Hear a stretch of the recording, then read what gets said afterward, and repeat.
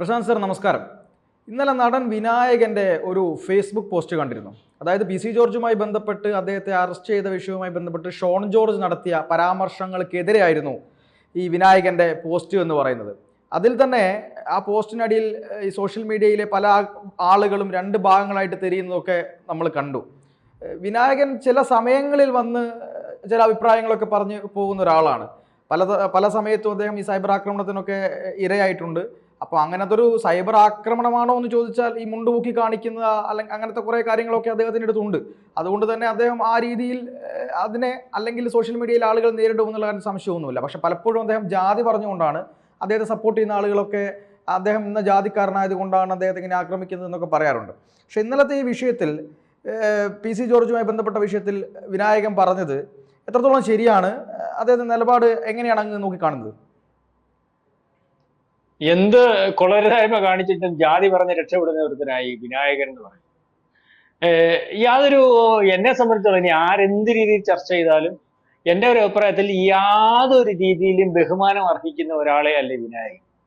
കാരണം ഇയാൾ ഇന്നലെ പി സി ജോർജിന്റെ വിഷയം ഇപ്പൊ കേരളത്തിൽ രണ്ട് അഭിപ്രായം ഉണ്ടാകാം. അത് അഭിപ്രായം പറഞ്ഞു വിട്ട് രണ്ട് അഭിപ്രായത്തിനകത്ത് ഈ പറയുന്നത് പോലെ പി സി ജോർജിനെ അറസ്റ്റ് ചെയ്യുന്നതിന് വേണ്ടി വീട്ടിൽ വന്നപ്പോൾ മാധ്യമങ്ങൾ ഓടിക്കൂടിയപ്പോൾ പി സി ജോർജിനെ അറസ്റ്റ് ചെയ്യാൻ അല്ലെങ്കിൽ പി സി ജോർജിനെ തിരക്കി വന്നത് പോലീസ് തിരക്കി വന്നതാണോ, അറസ്റ്റ് ചെയ്തുകൊണ്ട് കൊണ്ടുപോകാൻ വന്നതാണോ എന്നൊക്കെ മാധ്യമങ്ങൾ ചോദിച്ചപ്പം പി സി ജോർജിന്റെ മകൻ ഷോൺ ജോർജ് പറഞ്ഞു അദ്ദേഹത്തിനെതിരെ അങ്ങനെ ഇവിടെ വന്നില്ല, ക്രിമിനൽസിനെ അറസ്റ്റ് ചെയ്തുകൊണ്ട് പോകേണ്ടതുപോലെ കൊണ്ടുപോകേണ്ട ആളൊന്നും അല്ലല്ലോ. മാത്രമല്ല ഒളിച്ചു പോകാൻ ഒരു സാധ്യതയുള്ള ആളല്ല. അദ്ദേഹം 10-35 കൊല്ലം ഇവിടുത്തെ MLA ആയിട്ടിരുന്ന ആളാണ്. അദ്ദേഹം ഈ പറയുന്നത് ഇപ്പൊ തിരക്കി വന്ന CA എന്ന് പറയുന്ന CA ഓഫീസ് ഈ പറയുന്ന പോലെ ഇവിടെ പണിഞ്ഞു കൊടുത്തത് അദ്ദേഹമാണ്. അല്ലെങ്കിൽ ഈരാറ്റുപേട്ടയിൽ ഈ പറയുന്ന ഇദ്ദേഹത്തെ ആ CA വന്ന് അറസ്റ്റ് ചെയ്തുകൊണ്ട് അല്ലെങ്കിൽ അറസ്റ്റ് വരിച്ചാൽ കൊണ്ടുപോയി ഹാജരാക്കാൻ പോകുന്ന മുൻസിഫ് കോടതി പുള്ളി ഉണ്ടാക്കിയതാണ്. ഈ മുനിസിപ്പാലിറ്റി ഇരിങ്ങാലക്കുട മുനിസിപ്പാലിറ്റി പുള്ളി ഉണ്ടാക്കിയതാണ്. ഈ രീതിയിൽ അതിനെപ്പറ്റി വിശദമായിട്ട് കൊടുത്ത് അത് പറയാൻ കാര്യം എന്ന് പറഞ്ഞാൽ അങ്ങനെയുള്ള പി സി ജോർജിനെ ഒളിച്ചു പോകുമെന്നോ നാട് വിട്ടു പോകുമെന്നോ അല്ലെങ്കിൽ രാജ്യം വിട്ടു പോകുമെന്നോ ഉള്ള ധാരണയൊന്നും പോലീസിന് വേണ്ട. അങ്ങനെ പി സി ജോർജിന് കഴിയത്തുമില്ല, പി സി ജോർജ് അങ്ങനെ ചെയ്യത്തുമില്ലെന്ന് പറഞ്ഞ് അതിനൊരു വ്യക്തത പരത്തി സംസാരിക്കുന്ന ഒരു രാഷ്ട്രീയക്കാരൻ പരത്തി സംസാരിക്കുന്നത് ആണ് നമ്മൾ കണ്ടത്. അപ്പൊ ഇതിനെ എടുത്തു വെച്ചാണ് ഭയങ്കരമായിട്ടുള്ള വിനായകൻ. കാരണം പുള്ളി വലിയൊരു കക്ഷിയാണല്ലോ. കാരണം ഗതികേട് കൊണ്ട് ആൾക്കാർക്ക് ഇവൻ പറയുന്നത് കേൾക്കേണ്ടി വരുന്ന ഒരവസ്ഥയുണ്ട്. നമ്മൾ ഈ പറയുമ്പോൾ എങ്ങനെ അങ്ങനത്തെ ഒരാളായി വിനായകൻ എന്നാണ് എനിക്ക് തോന്നുന്നത്. അയാൾ പറയുന്നു, പിന്നെ പി സി ജോർജിന്റെ മോൻ പറയുന്നത് കേട്ടാത്തൊന്നും ഇത് പി സി ജോർജിന്റെ വീട്ടിൽ നിന്ന് കൊണ്ടുവന്നിട്ട് പണിയിച്ചതാണെന്ന്.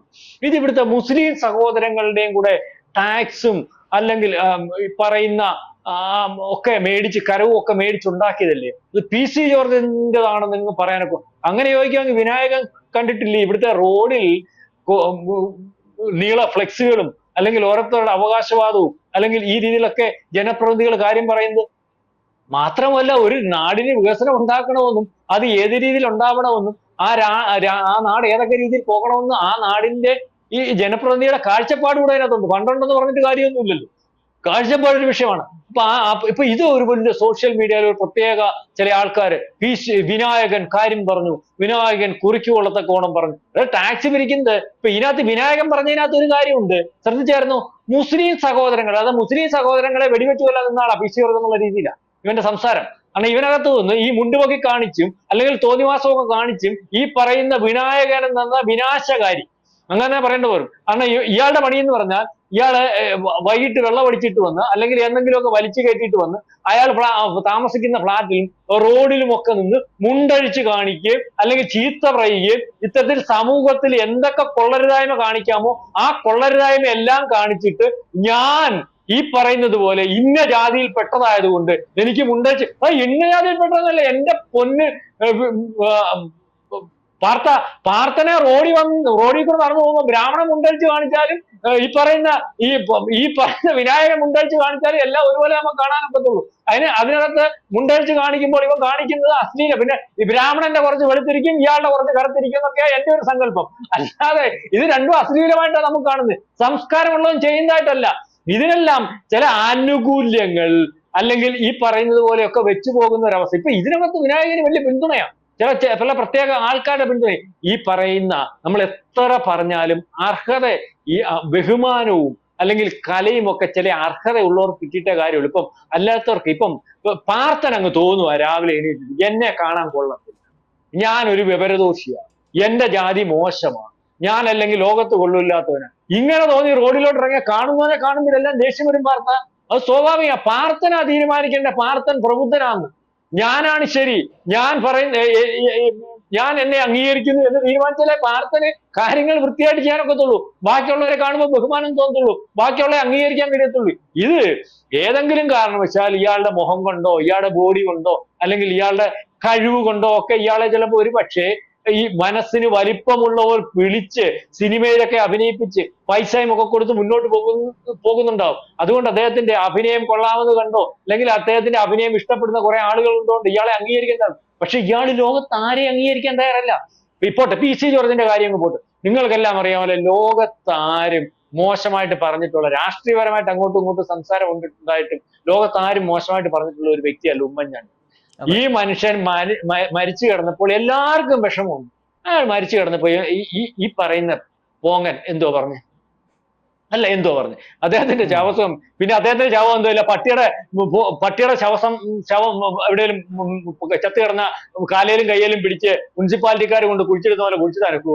എടാ, ഇവിടെ എല്ലാവരും ആരാധിക്കുന്ന അവസാന നിമിഷം ഒരു നിമിഷമെങ്കിലും കാണണമെന്ന് പറഞ്ഞ് കരഞ്ഞു പിടിച്ച് ഈ പറയുന്ന തിരുവനന്തപുരത്ത് നിന്ന് അങ്ങ് കോട്ടയം വരെ 2.5 മണിക്കൂർ മാത്രം വണ്ടിയിൽ പോകേണ്ട ഒരു അല്ലെങ്കിൽ ഒരു മൃതദേഹം 24-48 മണിക്കൂർ ആ നാട് വിങ്ങലോടുകൂടി കടത്തിക്കൊണ്ട് പോയപ്പോൾ അന്നും വിനായകൻ അദ്ദേഹത്തെ അവഹേളിക്കാനാണ് നോക്കിയത്. അതായത് അദ്ദേഹത്തെ അവഹേളിക്കാൻ നോക്കുക എന്ന് പറഞ്ഞാൽ ഇയാൾക്ക് ആരെയും അംഗീകരിക്കാൻ പറ്റുന്നില്ല, ഇയാൾക്ക് ആരെയും അല്ലെങ്കിൽ ഉൾക്കൊള്ളാൻ പറ്റുന്നില്ല. അതിന്റെ കാരണമെന്ന് പറയുന്നത് അയാളെ ഉൾക്കൊള്ളുന്നില്ല, അയാളെ വെറുപ്പോടുകൂടിയാണ് കാണുന്നത്, പകയോടുകൂടിയാണ് കാണുന്നത്. അതിന്റെ ഒരു പ്രതിഫലനം എന്നാണ് നമ്മൾക്ക് ഇതിനകത്ത് മനസ്സിലായത്. അതുകൊണ്ട് വിനായകൻ പറഞ്ഞാൽ മോശമാകുന്ന ഒരു പി സി ജോർജും ഒരു ഷോൺ ജോർജും ഒരു ഉമ്മൻചാണ്ടിയും അല്ലെങ്കിൽ ഒരു മനുഷ്യനും ഇന്ന് കേരളത്തിലില്ല. ഏറ്റവും മോശമായിട്ട് കാണുന്ന ആരുടെയും പരിഗണന ഒരു ശകലം പോലും ഞാൻ വിചാരിക്കുന്നത് ഇല്ലാത്ത ഒരു കലാകാരൻ ആയിട്ടാണ് വിനായകനെ ഇപ്പൊ നമുക്ക് കാണുവാൻ സാധിക്കുന്നത്. നിങ്ങൾക്കറിയാം, വിനായകൻ ഇപ്പൊ കേരളത്തിൽ പടമില്ലാത്തൊരവസ്ഥയുണ്ട്. വിനായകനെ ഇപ്പൊ പടത്തിനകത്ത് വിളിക്കുന്നത് ആരും ശ്രദ്ധിച്ചില്ലെന്നേ ഉള്ളൂ. ഇതേ അവസ്ഥ ഇയാൾക്ക് തമിഴിലും മറ്റ് അല്ലെങ്കിൽ ഭാഷയിലും ഒക്കെ സംഭവിക്കാൻ പോവുകയാണ്. കാരണം ഇയാളെ ഉൾക്കൊള്ളാൻ പറ്റാത്ത അവസ്ഥ. ഇയാള് സ്ഥിരം ഒരു അട്രോസിറ്റിയാണ്. ഇയാള് ഒരു വട്ടമല്ല 9 വട്ടമല്ല നിരന്തരം ഈ നാടിനും അല്ലെങ്കിൽ എല്ലാവർക്കും പ്രശ്നമുണ്ടാക്കുന്ന ഒരാളായിട്ട് മാത്രമേ കാണാനൊക്കൂ.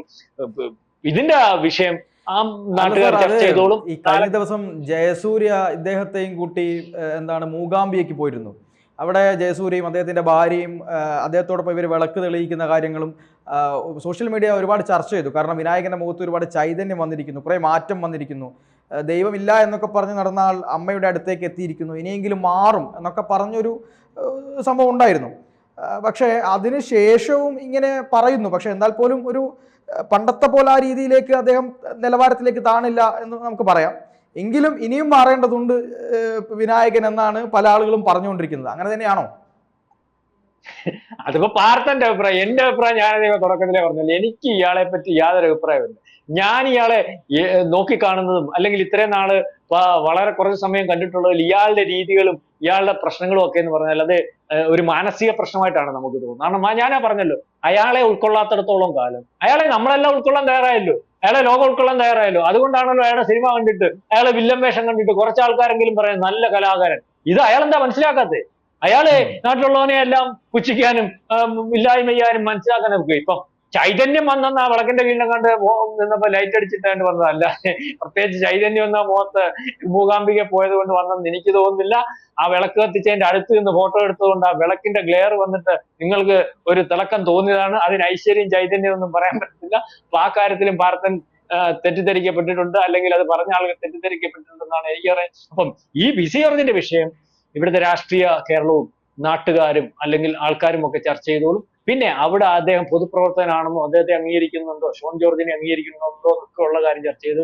ഇയാളുടെ അഭിപ്രായത്തിന് ഒരു വിലയുമില്ലാത്ത ഒരു അവസ്ഥയിലേക്കും അല്ലെങ്കിൽ മാന്യന്മാരെ അവഹേളിക്കുന്ന ഒരാളായിട്ട് അയാൾ മാറുന്നു. അയാൾക്ക് കിട്ടിയ ഹൈപ്പ്, അയാളെ മാധ്യമങ്ങൾ ശ്രദ്ധിക്കുന്നത് എല്ലാരെയും അവഹേളിക്കുന്നതിനും അത്യാവശ്യത്തിന് എന്തു തോന്നിവാസം കാണിച്ചിട്ടും ജാതി ഉപയോഗിക്കുന്നതിന് വേണ്ടി ഉള്ള ഒരാളായിട്ടാണ് വിനായകനെ നമ്മൾക്ക് തോന്നുന്നത്. അങ്ങനെ തന്നെയാണെന്നുള്ളതാണ് ശരി.